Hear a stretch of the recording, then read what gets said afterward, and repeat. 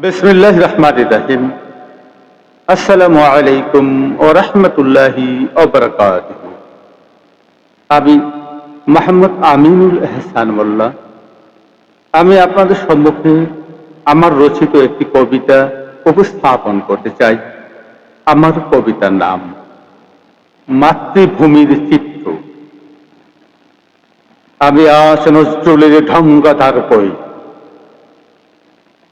কণ্ঠে আগুন, শব্দে শপথ, শুনো হে নিস্তব্ধ জাতি, দেখো মাতৃভূমির রক্তাক্ত বর্তমান।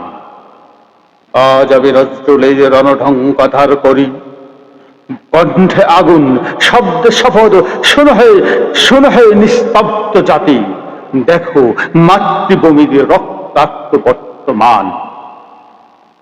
যাদের রক্তে স্বাধীনতার সূর্য উঠেছিল, আজ তাদের গলায় ঝুলি জুতার মালা, জুতার মালা। এখন সভ্যতা, এখন মানবতা, মুক্তিযোদ্ধা অপমানিত, অপদস্থ, জাতির মেরুদণ্ডের লাঠির শব্দ, স্বাধীনতার পতাকা অসম্মানে ক্ষত বিক্ষত, লাল সবুজ কাজে বাতাসে, আর মুক্তিযোদ্ধার কবরে জলে আগুন। মৃত্যুর পরেও নেই শান্তি, ছাই হয়ে যায় শ্রদ্ধা, ছাই হয়ে যায় শ্রদ্ধা। স্মৃতিস্তম্ভে অগ্রাসন, ইতিহাসের বুকে হাতুড়ির আঘাত, মুক্তিযুদ্ধের স্মৃতি মুছে ফেলার নীল নকশা প্রকৃত ইতিহাসকে বিকৃত করে। মিথ্যাকে বানানো হয় রাষ্ট্রীয় মর্যাদা।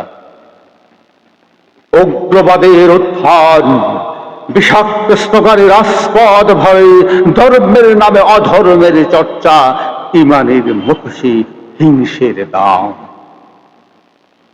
মৃত্তিকার সম্পদ আগুনে পড়ে, ছাইর পাহাড় দাঁড়িয়ে, লুট্তরাজের উল্লাস নৃত্য, ক্ষমতার অপব্যবহার, আইনের চোখে অন্ধকার নামায়, অন্ধকার নামায়। শিক্ষকের অপমান, জ্ঞানকে টেনে নামানো হয় ধুলোয়, বিদ্যালয় হয় ভয়ের ঘর, চিন্তা হয় অপরাধ, চিন্তা হয় অপরাধ।